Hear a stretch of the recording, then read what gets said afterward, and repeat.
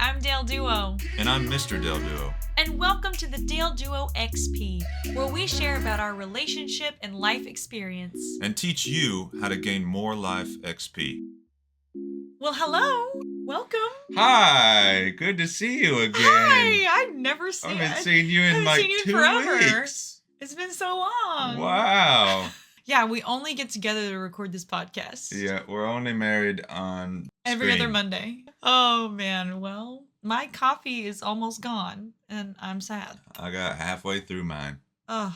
We're late getting our coffee. It's 12:30 here. It's 12:30. But we got up, she cleaned the kitchen, I mowed the yard. We have been so big.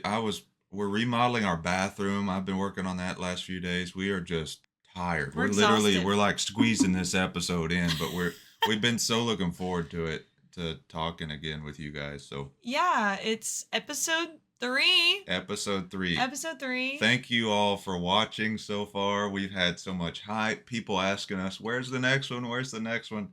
It's crazy. We didn't expect people to actually care to sit and listen to our goofy stories. Yeah. And great news. You can now listen to the DaleDuo XP on Spotify. That's right.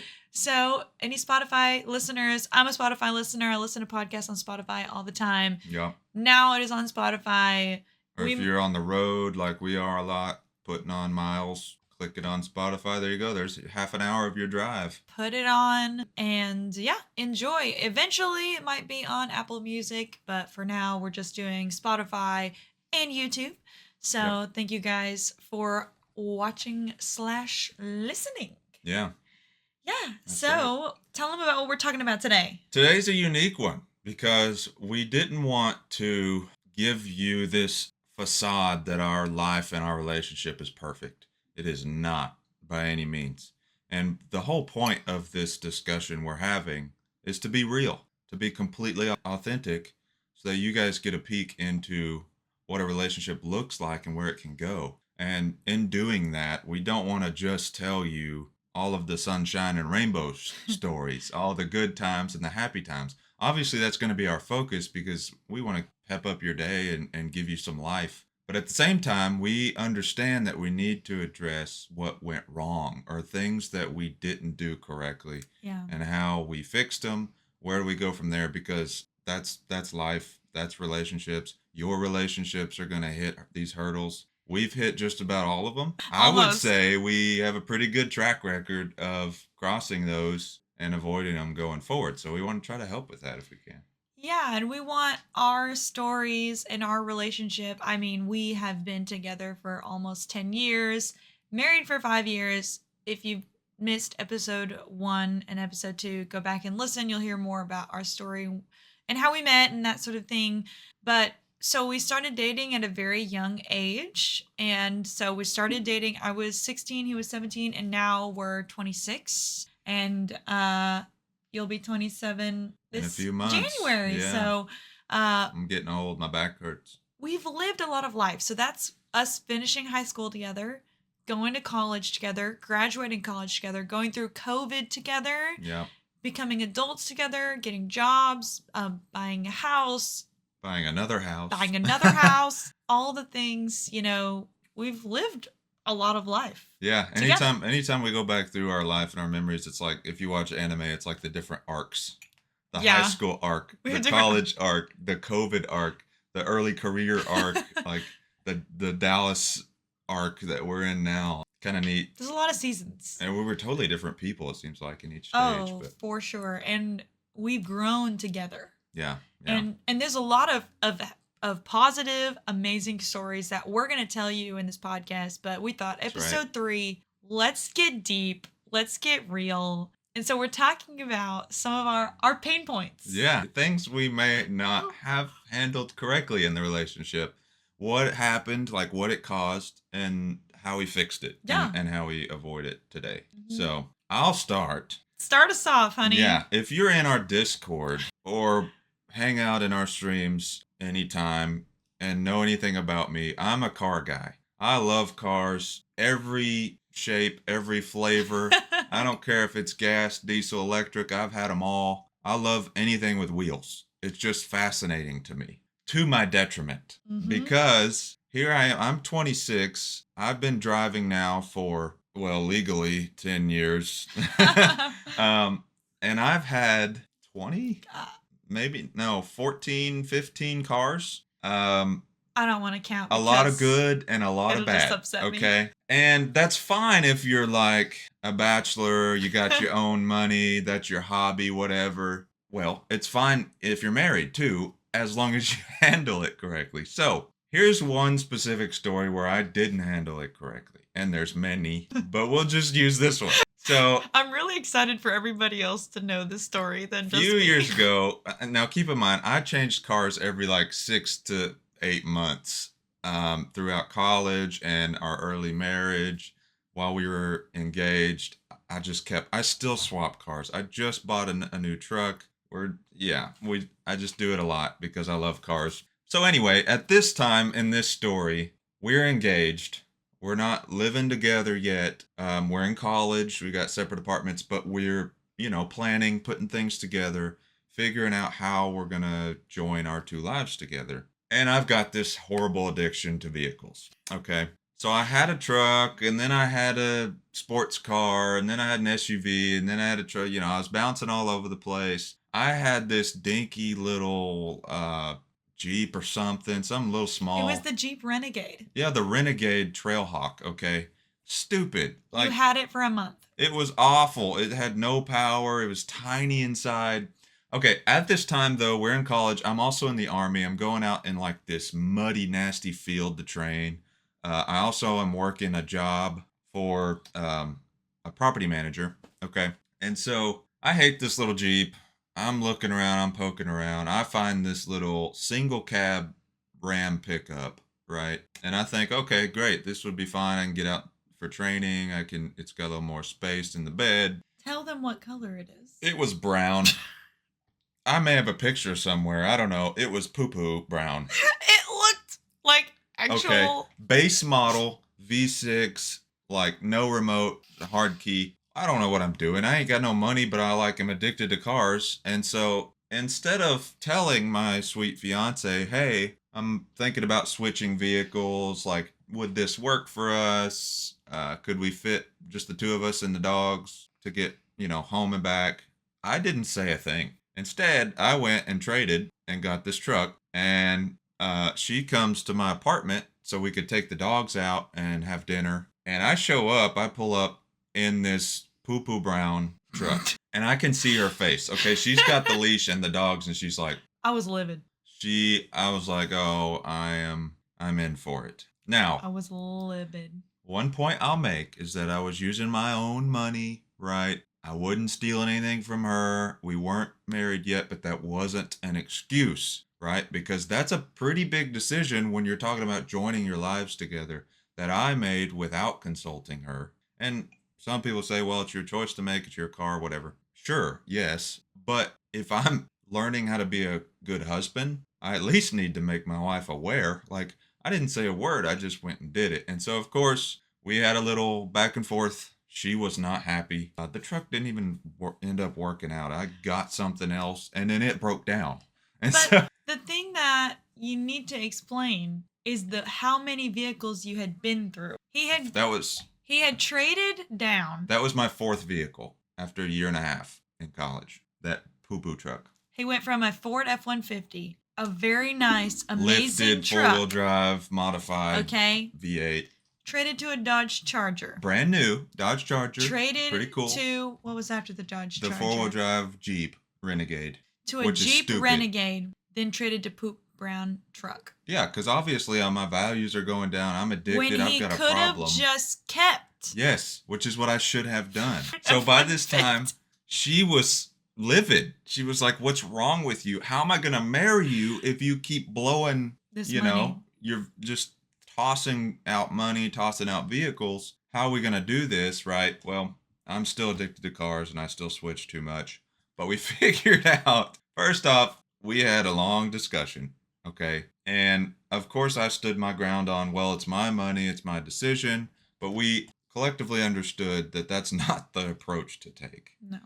I need to get buy-in from her. I need to talk with her, hear her opinion, get her input. because, well, now that we are married, whatever I have, she could be driving one day. She may have to take it. So she needs to be comfortable with it. So I have to understand that now. I also have to understand that the decision I make with my money is our assets and our decision. And she has learned to trust me in handling our finances enough to the point where she'll at least entertain a conversation if it comes time for us to switch one of our vehicles, or if it comes time for me to really want to switch vehicles. Mhm. For example, this last one I got, I had a Ford Edge, a 2020, I think. It had very low miles. It was just a base model Ford Edge SUV. We tossed the dogs in it. Great little car, still under a little warranty, I think. My dad was getting a new truck and selling his 21 F-150 lifted V8 bed cover platinum, like top of the top of the top. It had more miles, like a lot more. It had 100,000 miles on it, but big solid V8, good truck. And so I came to her and I said, look, I know I've got a base model little SUV with low miles, but in this market, I'll never, ever, ever find this good of a deal on a full-size pickup with this much space. That's got the bed cover. We put all the dogs, I can finally haul stuff for the home projects I do, all that thing. And she was like, okay, yeah, I see that. Plus, it's nicer. It has more tech. She understood. And so we talked through, how's this going to work? What's it going to cost us? Like, can I do this? Mhm. She said, well, I don't think it's the greatest idea, but I can see where you're coming from. And like, if you do this, keep it, Yep. So we figured out to flesh out Mhm. the entire discussion before doing anything. Not me just pulling the trigger. And I think back then, a lot of it was Gilbert was young and addicted to vehicles, and he had a lot of freedom with his money. His parents set him up super well. He had saved up a ton of money. I paid for my own He college. paid for his own college through The college Army. was paying me to go to school. He was getting money. He was working, so he had his own money. And so for the first time, he has this freedom Yeah. to make this decision in what he likes. And I totally get it. He was just really into cars, and my concern was, how am I going to marry you if you are this terrible with money? If all and when you think about how much money, so the rest of that story is, I was absolutely livid, and he proceeded to continue trading vehicles, and I just gave up and just whatever. And he traded all the way down to a Corolla. No, it was a Nissan. Nissan. Car. What was that? A Nissan Altima. Altima. Freaking Nissan. Great gas Altima. mileage, and then it just pooped. We were on our way. We were taking a spring break trip. It breaks down on the side of the road. It broke down on the side of the road. That was my and own we had stupid. to sell it for $3,000. Yep. He had a $23,000 or I don't know $27,000 how much it was. Ford F-150 at the start, and he ended with $3,000. So that's why I was livid. Like, we laugh about it now. That was stupid, but we figured it out. Yeah, we well, don't have the conflict the anymore. thing We figured is, it out. My problem was that is like so stupid, because I am not a math person. I'm not a math person. I'm not a finance person. I knew I wanted to marry someone who was extremely good at math and finance, because that is not my forte. If you're in my streams and in my community, you know this about me. I cannot do simple math. So I wanted to marry him because he is super smart. And he is amazing at math. And I had things going. Yes, I had and investments. he's I had great. money coming in. He is great with money and great with that. So I was But all like, she could see was the cars. what are you doing? Because it was just like, he was not using his brain. He just wanted to do it. And we were young. Oh, let's see, you were like, what, 20? No, not even. No, You were not probably yet. 19. 18, 19, We were like, 20. yeah, 19. Because we got married. I was 20. He was 21. So Yeah. at that time, and then also it was us trying to figure out what it is to be two individual people with our own possessions and things coming together and being one. And that's where And at the same time, deciding who the heck we are. Like, exactly what we wanted to do who with our life. are we? What do we want to do? Because we were young. We were 19, 18. That's when you in college, start to your frontal lobe is forming and you're thinking, who am I? Who do I want to be? But we Right. knew the number one thing is that we wanted to be together and we wanted to stay together and we wanted to do life together. And I had to reassure her that I would never, ever do anything to jeopardize that, no matter how much I love cars. Look at We our did. relationship now. And look at the cars we have now. We're doing so I know, we're great. doing so good.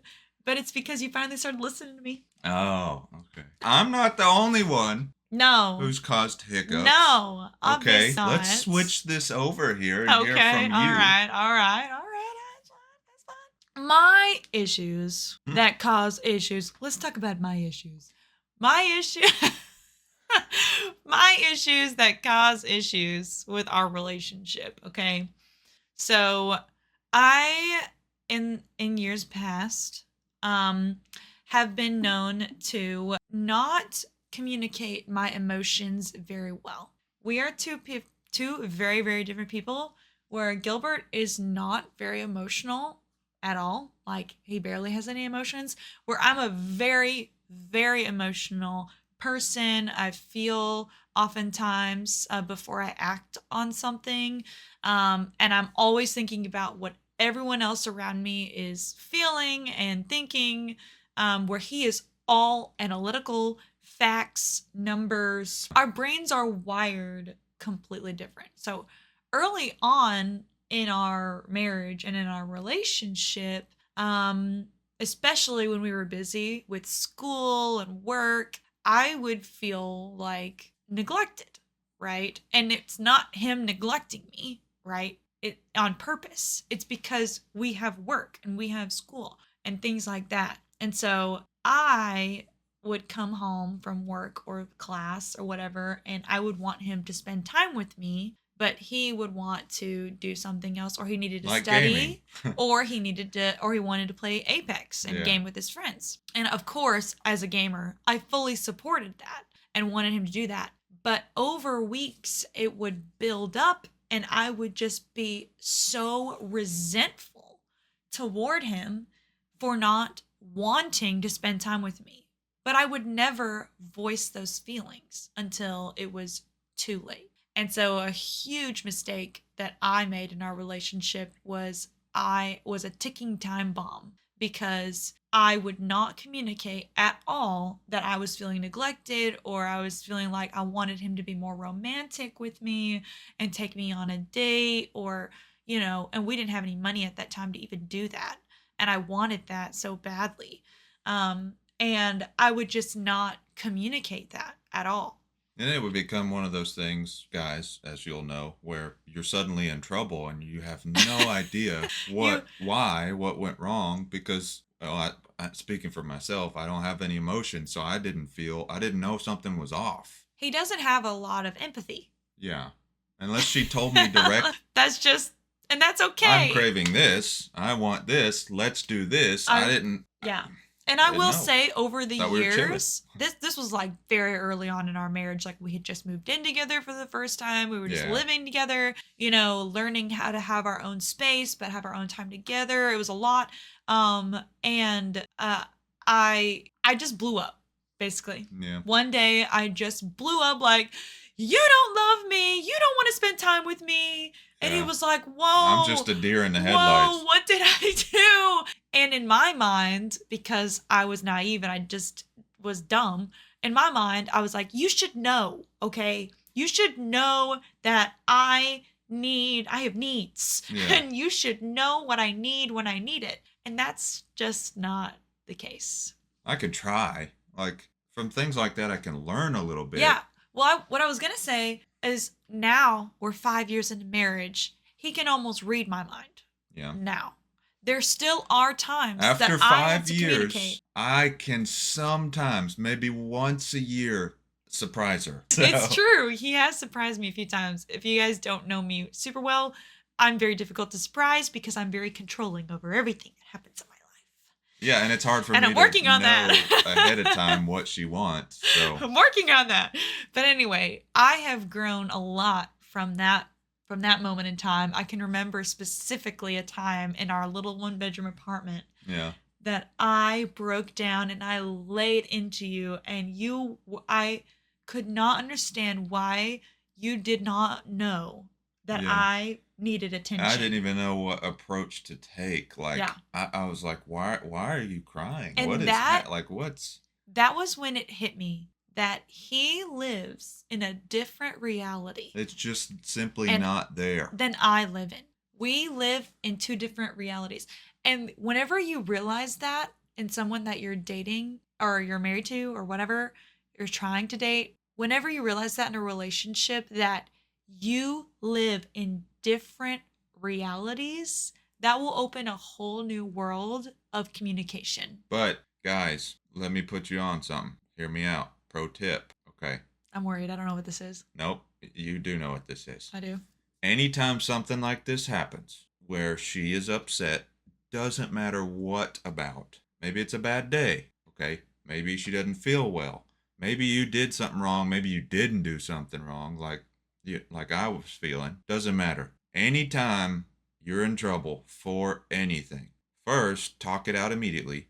Don't go to bed angry. Don't leave the room. Don't let another day pass. Talk it out professionally, quietly, calmly. Then day 2, do one of 2 things: go get her flowers, or bring her some food, or take her to eat. Okay? It doesn't matter if you weren't wrong. This is great advice. Go get her food. That is so true. Because she'll forget it. That will She heal will all. forget everything that happened, and you'll be back in good standing. Here's why. Fix it first. Okay. Do need to address it. I'm not saying ignore it and patch it with presence. Fix it first. Address it first. Then, because here's what I'll say, and this is not targeting women. Women hold on to things. Even if you think you're past it and everyone's apologized, that's not true. Women, it's still in their head. They hold on to things. That's how they're wired. We lock it in. It's a protection thing to protect themselves and their family. It's important. So, in order to help address that and put something positive in her mind as well, take her to eat. Get her some flowers. Okay, something small. Go wash her car. Say, hey, anything. Put the dishes away. It doesn't matter. Do something to override the hurt she felt with feeling good. Then you will have addressed it and you'll get back in the right situation. That way, when something comes up in the future, hey, we've been through this. We've done it before. We both know how to approach it. Yeah. Even if maybe I was in the wrong, I blew up, right? For no reason. Gilbert still goes out of his way to, reconcile that. Doesn't necessarily apologize sometimes when I want him to apologize. But I've learned to tackle it less with logic. Before it was like, okay, got it. Tell me the problem. Let's fix it. Right. It's like, I don't want you to fix it. I want you to apologize and love me. Which is the hardest thing. Putting a solution away is the hardest thing for me. And then I want you to tell me. Don't fix it. Just listen. Oftentimes, I just want him to say, I won't do it again. And the same thing goes for me when I mess up. So another problem that I have is I juggle a lot of things. Mainly, I'm a streamer. I have a full-time job. I'm a wife. I sing at church. I do a lot of things. I don't have a lot of free time. So whenever I am sitting down and we're spending time together, I'm easily distracted. It's like my brain turns off, and I am not good at intently listening to what Gilbert is saying to me because my brain is just overloaded. And that's not an excuse. That is just a fact. And I know I am just an easily distracted person. So he has had some frustrations with me because if I look at something on my phone, and if I am reading anything, if I'm on social media or if I got an email or anything, if I'm reading anything on my phone and he's talking to me, I cannot physically hear what he has said to me because my mind is internally reading what I'm reading. And that will make him so mad and makes him feel disrespected and that I don't love him at all because I'm not listening to what he's saying. And so there have been times when we've been in the middle of a conversation and my phone buzzes and I look at my phone and everything we were just talking about is just gone from my mind. Or because I'm an idiot. I may have said something important, actually important that I need to tell her about for later. And then later comes and she And I don't Never remember heard it. I'm like, oh, probably because there was a screen on. Mhm. It doesn't have to be your phone. If there's a Could be the TV. TV, a Yeah. computer on across the hall, Yeah. if there's a screen lit up anywhere, she will not hear it. And I don't know if maybe I have ADHD. I don't know. I don't know. But we can fix it, and exactly. And so now I am very we did. adamant You're making about a good effort. if we are having a conversation and my phone buzzes, I cannot look at that until we have finished our conversation. Yeah. Or if something is playing on my phone and he comes up to me and wants to say something or ask me a question, I stop it and I have to put the phone face down. I put it face down and I look directly at him. And that has helped a lot. Or I'll even announce, hey, I need to tell you something. Yeah, I need to tell you something. So that she can hear my voice in the background and go, oh, he's talking. Yeah, and then I put it down. And listen, and probably both of us need to do a phone detox, but which is so difficult. We can't because my whole job, everything my whole life is from our phone. I need to get us some Nokia bricks, and we just use those for a while. But yeah. So the main thing, if you've noticed, in both of these like pain points for us and conflicts, it's all about communication. Yeah. It is always address it immediately. And we will talk about this probably a lot on this podcast, is that it's communication. You can never over communicate. You know that episode of The Office where Jim and Pam were like, yeah. you know what I mean? They're like, I hear you and I validate your opinions. I acknowledge and I validate your opinion. And it's like, it is very cringy, but it is. You don't want to do like that's cringe, but saying like, I hear you, I understand. And like, whenever you're having an argument and you have two very opposite opinions, listen to each other. Don't interrupt each other. Don't raise your voice. Yeah, don't raise your voice at each other. There's never a time that you should raise your voice at my dad taught me that. Anytime, the very few times I've heard him and my mother disagree and have conversations, my dad, when he gets frustrated, he gets quieter, and it's scary. But I have never once heard my dad raise his voice at me, my sister, and my mom in my life. Now, his employees, yeah. But when he's angry and having a conversation with my mom, he's talking just like we're talking right now. Mm-hmm. It's so calming, and it helps. And I learned that listening to him and my mom talk, and use that in our relationship. Her parents are a little different. Her dad is very emotional and very excited. He's very vocal. Very vocal. So he will raise his voice. And so she did at first in our relationship. And I was confused. And I have to say, like, wait, why are we yelling? We're just talking. And maybe that's something we can talk about in our next episode, is how different upbringings, we come from very different upbringings. We could talk about that maybe next time. I had to fix so many things. Oh, hush. I had to fix so many things. Yes, yeah. That's a great conversation. We should definitely have that totally different upbringings. Because there's a lot about us that changed or that we got to share. With each other. So we'll definitely cover that. And we'll definitely talk more about conflict. I mean, I feel like this is just kind of scraping the surface. But it'll come up.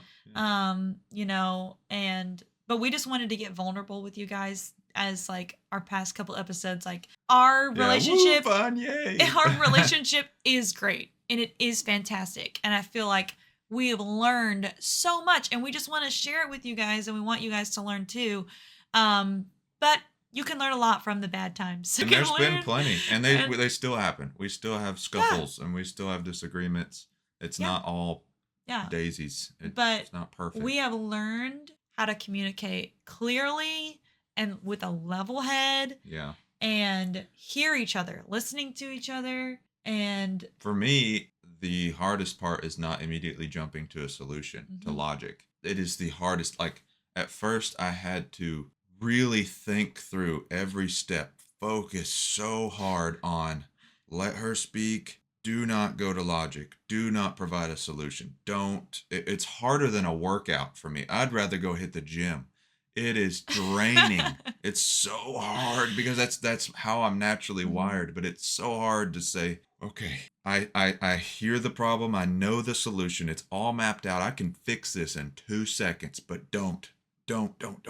Because he doesn't have any feelings involved. Because I have no feelings, and because I spent so long in the military and in leadership positions where when something popped up, you found a solution and you fixed it immediately on the spot. No emotion involved. You just do it. And I would say that's not how relationships work. I am that way, like at work. Yeah. Both of our jobs are that way. If there's a problem, I'm your action girl. I think first, not feel first. But in our relationship and all my relationships with all people, I feel first. And yes. You do a better job of that than I do. Like, she's a project manager, I'm a product manager. They're the same except different approaches. She manages the project, I manage product innovation and things related to specific products. They're essentially the same. What she does better than I, though, relationship-wise, is when an issue comes up on a project or a problem with a group of people, she has empathy. I don't. She'll find a solution that makes sure to fix the problem immediately without hurting anybody's feelings, making sure everybody's on the same page, they're still in good standing, whereas I'm like, rip off the Band-Aid. I don't care what you think. Here's the solution, and we're moving on. We got more to do. And I might hurt people's feelings. I know I did in the military that this stuff happens. But that's another aspect of the relationship. Her empathy is incredible. I need to work on it. Well, and then that's one of the things that makes us so compatible. Yeah. Is that I am very, I'm a feeler, and then he's a thinker. Yeah. So he has these deep thoughts and he researches things and he just has a lot of knowledge and he's just so smart. And I'm smart, but kind of stupid. You go immediately to addressing emotion. Yes. I go immediately to addressing the issue with facts because I'm a nerd. I love to read articles about anything.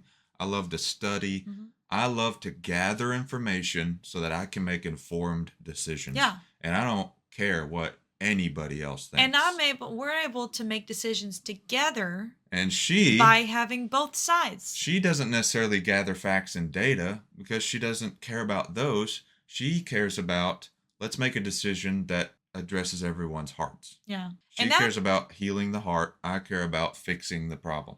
That comes up a lot, like with our family dynamic. Yeah, family, friends.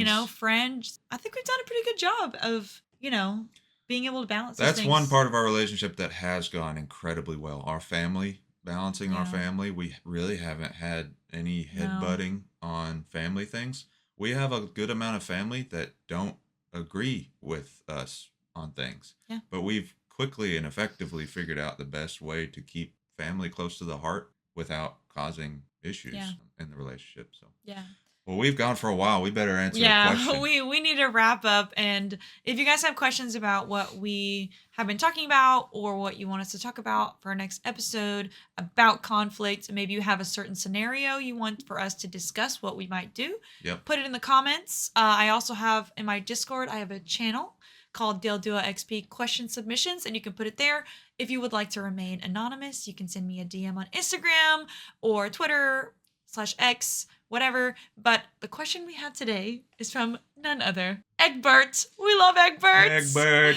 Thank you for submitting this question, Egbert, in the Discord. Egbert says, what is your guys' one activity that you do together that no matter how many times you do it or go to it, it's always a grand time? Probably anime. Yeah.